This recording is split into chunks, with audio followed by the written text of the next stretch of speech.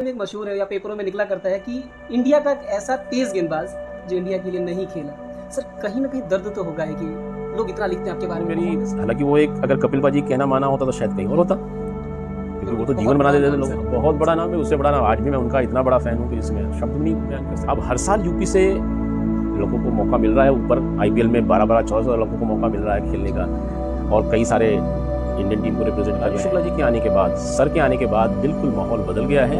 कोई भी खिलाड़ी अगर परफॉर्मेंस दे रहा है तो उसके साथ वाकई न्याय हो रहा है, उसे बढ़िया से बढ़िया प्लेटफॉर्म दिया जा रहा है परफॉर्म कर। प्रणाम आप सभी को। मैं संजीव अरुण कुमार एक बार फिर से हाजिर हूँ आपके अपने चैनल क्रिकेट स्पोर्ट्स में।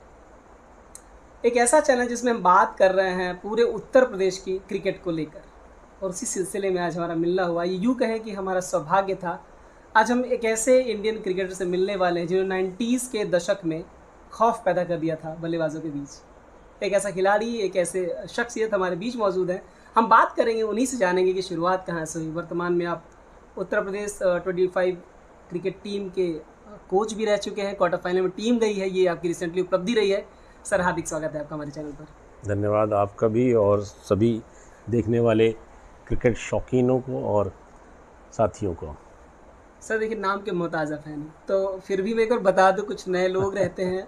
आपका नाम है मोहम्मद उबैद कमाल, उत्तर प्रदेश से हैं। इलाहाबाद में जन्म हुआ, लेकिन कर्म भूमि बनाई इन्होंने। लखनऊ में ज़्यादातर क्रिकेट खेली, और उसके बाद जो लंबा सफ़र तय किया, हम इस इंटरव्यू में आगे बात करेंगे। सर कभी सोचा था आपने कि आप इस लेवल तक खेलेंगे जहाँ भी हम बात करने वाले, इंडिया ए तक के लिए आपने खेला है, तो वो जर्नी कैसे शुरू हुई सर? मैं जब से पैदा हुआ, जब से होश संभाला, तब से मैं अपने आप को क्रिकेट से जुड़ा हुआ ही देख रहा हूँ। यानी शुरू से ही मैं क्रिकेट से जुड़ा रहा हूँ।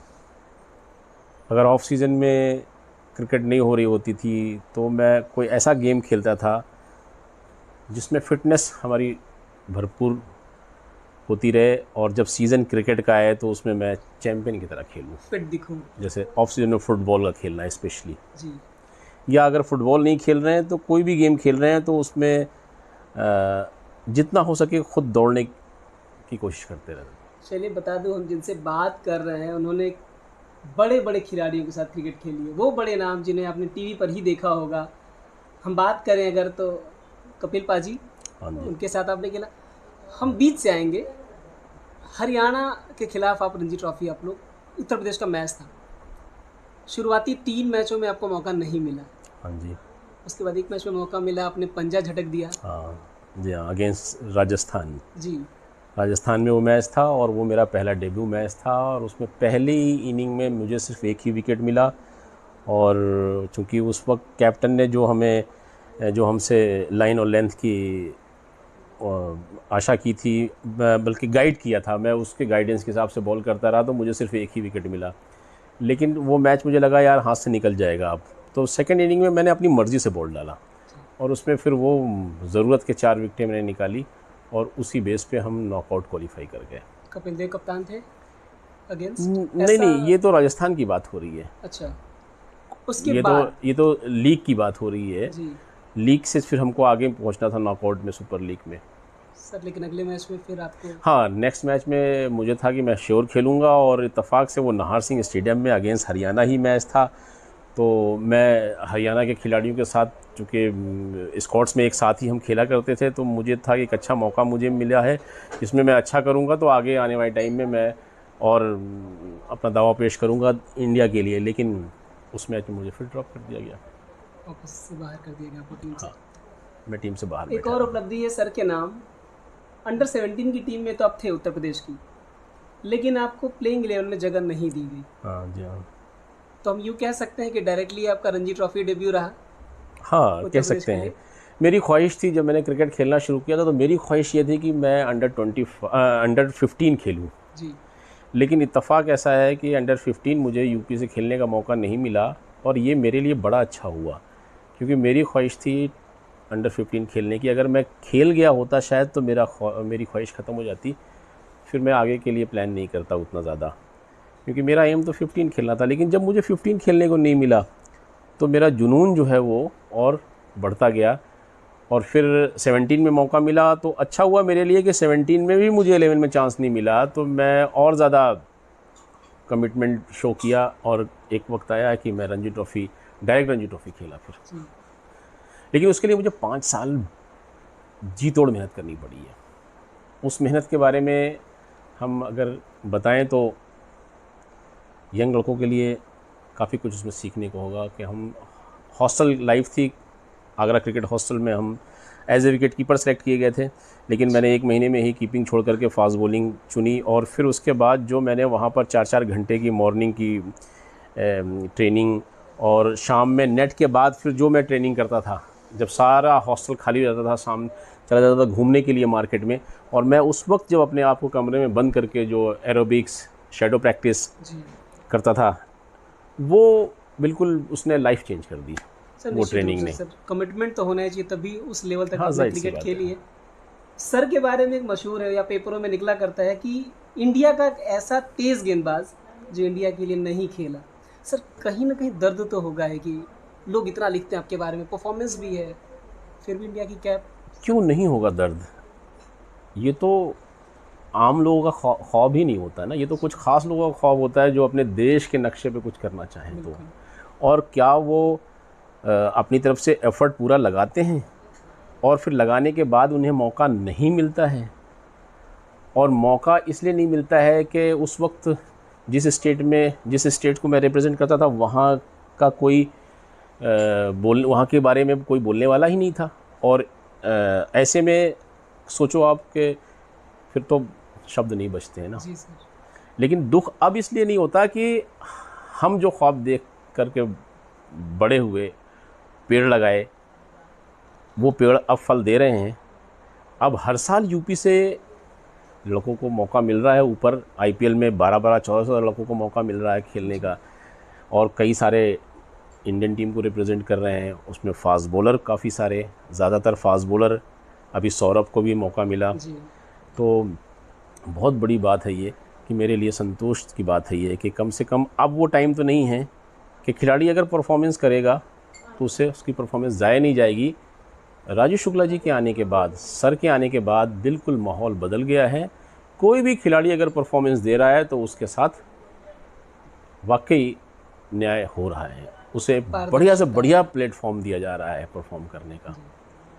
तो ये तो सपना था मेरा। सब यूपीसी तो ढेर सारी एक्टिविटीज़ करा दी, उस पर हम चर्चा करेंगे, लेकिन मैं बता दूं कि बहुत सारे लोगों का सपना होता है कि हम अपने प्रदेश की टीम में खेलें, रणजी ट्रॉफी में खेलें। सर को 18 साल में मौका मिल गया था, हालांकि उसके पीछे कड़ी मेहनत रही है सर, लेकिन 18 साल भी बहुत कम एज होती है डेब्यू के लिए, रणजी ट्रॉफी देखा जाए तो। नहीं, आप कम कैसे कह सकते हैं? ये फास्ट बॉलिंग तो जो एज 18-20 साल की उम्र में ही अगर मौका मिलता है तो ज़्यादा सही है जी। क्योंकि अभी तो फास्ट बॉलर्स की लाइफ थोड़ी लंबी हो गई है, क्योंकि ट्रेनिंग वगैरह बहुत अच्छी होने लगी है और मौके बहुत सारे ज़रूर हैं खेलने के, लेकिन उसी हिसाब से प्लेयर्स भी काफ़ी सारे हैं, रोटेशन प्रणाली के थ्रू वो खेलते हैं। तो और ट्रेनर, फिजियो साथ रहते हैं, हर तरह की हेल्प रहती है। तो इस तरह से खिलाड़ी की लाइफ काफ़ी बड़ी हुई है। खिलाड़ी इंजरी अब छुपाता नहीं है, वो ट्रीटमेंट लेता है और फिर आता है, सेवा करता है। तो ये चीज़ें हैं। और लाइफ में जो है 18 साल की उम्र में जब मुझे मौका मिला तो मैं बिल्कुल यंग था, जोश था, जुनून था, और फिर टेक्निक पे काफ़ी वर्क किया था। और मेरी किस्मत अच्छी थी कि मुझे मदन लाल जैसे कोच मिले, और हॉस्टल लाइफ से भी NIS कोचेस मिले थे, और वहाँ से जब आगे निकला तो मदन लाल जैसे जो वर्ल्ड कप खेले हुए, प्रूफ किए हुए इंडिया के लिए, वो मिले मुझे। उन्होंने काफ़ी कुछ तराशा। फिर जो कपिल पाजी से मुझे बीच में टिप्स मिले, वो सब टिप्स ऐसे थे कि मुझे मेरे गेम में बड़ा निखार आया। तो लाइफ कम होती थी, तो 18 साल की उम्र में मौका मिला, और आगे का सवाल ये है कि मैंने बहुत जल्दी छोड़ दिया, तो जाहिर सी बात है। वो मैं आने वाला था सर उस सवाल पे। जी हाँ sir 157 wicket first class cricket में 178 विकेट सर बहुत होते उस टाइम पे, जब कितने मौके नहीं थे आप लोगों के पास, बार बार टीम से ड्रॉप होना। कह सकते हैं कि 178 विकेट लेना, क्योंकि हम लोग कलेजा निकाल के रख देते थे, तब जाके विकेटें मिलती थी। आज की जैसे विकेटें नहीं होती थी। अभी तो अभी की जो विकेटें, अभी मैं जब कोचिंग लाइन में हूँ, जाता हूँ, विकेटें देखता हूँ तो जोश आता है यार, क्या विकेट है यार, हार्ड विकेट है, मिट्टी अच्छी है, ग्रास है। पहले तो ये सब चीज़ें होती थी, ना हार्ड विकेट मिलती थी ना तो ग्रास मिलती थी। मुझे याद ही नहीं आता कि मेरे 10 साल के क्रिकेट कैरियर में घास कहाँ मिली। बॉम्बे के वानखेड़े में घास देखने को मिलती थी, तो वो भी गोल्डन घास होती थी, वो देखने के लिए होती थी। और हमारा मैच भी बेस्ट टीम से होता था इंडिया के, बॉम्बे से। वो नया बॉल छोड़ने में माहिर, तो उनको आउट करने के लिए बड़ा एक्यूरेट होना पड़ता था। तो हालांकि खुशकिस्मत रहा मैं कि मेरा एक ख्वाब था कि मैं बॉम्बे को जाकर बॉम्बे में हराऊं। हराया आपने? वो ऐसा टाइम आया कि बॉम्बे की टीम को बॉम्बे में हराया। वो एक सपना था, और ये सोच के वो सपना देखते थे कि आने वाली जनरेशन को हम क्या देंगे यार, क्या ऐसा कुछ करके जाएं हम कि कम से कम आने वाली जनरेशन जो है वो हमारे से आगे बढ़ने की कोशिश करे। तो इससे बड़ा अचीवमेंट उसे तो आज देखता हूँ मैं। उसके बाद कैफ की कप्तानी में, जब कैफ के साथ ज्ञानेंद्र पांडे जैसा अनुभवी खिलाड़ी, रिजवान शमशाद जैसा अनुभवी खिलाड़ी और जैदी जैसा अनुभवी खिलाड़ी जब साथ में थे, तब कैफ की कप्तानी में एक बार फिर यूपी चैम्पियन हुई। हम उस बार चैम्पियन नहीं हुए थे, बॉम्बे को हराने के बाद हम बेंगलोर में जाकर कर्नाटका से हार गए थे। लेकिन एक सपना था यार, कभी ऐसा टाइम आएगा। तो वो टाइम आया कि अपने जीवन में बैठ कर के हमने देखा, यहीं लखनऊ के केडी सिंह बाबू में बंगाल को हमारे यंग और अनुभवी खिलाड़ी मिल कर के, दोनों का मिश्रण, और उन्होंने वो कारनामा कर दिखाया है जो किसी भी स्टेट के लिए एक सपना होता है, निश्चित रूप से, कि वो रणजी ट्रॉफी उठाएं और फ़ोटो खिंचवाएं। सर मैं वो सवाल पूछूंगा जो मतलब हम सब जब भी बात करते थे, जब उत्तर प्रदेश के बड़े खिलाड़ियों की, तो शुमार में आपका सबसे पहले नाम आता था, लेकिन मात्र 28 वर्ष की उम्र में आपने क्रिकेट छोड़ दिया। देखिए, नाम आना तो मैं ये बात कहूँगा सबके लिए, अपकमिंग क्रिकेटर्स के लिए बहुत ज़रूरी है कि देखो, मेहनत तो बहुत सारे लोग करते हैं, किसके साथ लोगों की दुआएं होती हैं।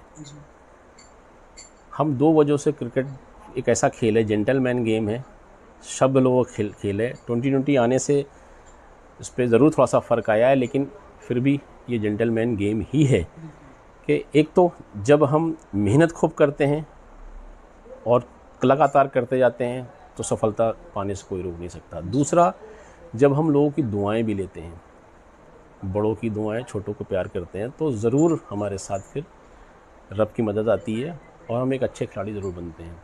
तो मैंने इस बात का हमेशा ख्याल रखा कि खेलो क्रिकेट को ईमानदारी से, और वक्त रहते कोई यंग टैलेंट हमारी वजह से अगर उसको आगे प्लेटफॉर्म नहीं मिल रहा है, तो शायद जो मैंने झेला है कई सालों तक कि नाम तो चलता रहा देश के लिए, लेकिन मौका नहीं मिला, तो कोई ना कोई आगे ऐसा था ना जो विकेटें भी नहीं ले रहा था और बाहर भी नहीं निकल रहा था।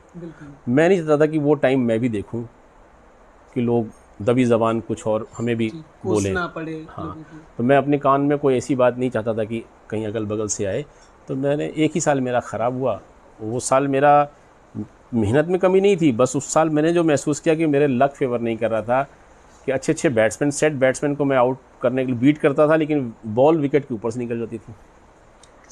यानी डेड विकेट में बैट्समैन पूरी तरह से बीट हो रहा है और स्टंप के ऊपर से निकल गई, तो मेरे नंबर ऑफ विकेट थोड़े से कम हुए। मैंने कहा यार बस, अब किसी यंग लड़के को मौका दो। मुझे 1-2 लड़के दिखाई दे रहे थे, उसमें सबसे पहला नाम था आरपी सिंह, जो बाद में बहुत लंबी क्रिकेट खेला है, और आज भी आरपी सिंह बड़ा नाम है। बहुत बड़े अच्छे इंटरनेशनल लेवल पे एग्जाम्पल सेट किए हैं जूनियर्स के लिए। तो दूसरा नाम एक और था, सलभ श्रीवास्तव। इन 2 को देख के मैंने रास्ता अपना जो है वो, बहुत कम लोग ऐसा करते हैं। हाँ, बड़ा दिल चाहिए इसके लिए जी, बहुत बड़ा दिल चाहिए, तो वो दिल दिखाया है मैंने। जगह छोड़ना बहुत आसान फैसला नहीं होगा आपके लिए। नहीं। लेकिन सर, जब आप पीक पे आप क्रिकेट खेल रहे थे उत्तर प्रदेश के लिए रणजी ट्रॉफी में, अचानक से आप पंजाब चले गए, वो मैं दर्शकों को चाहूँगा कि जाने की क्यों छोड़ा आपने उत्तर प्रदेश?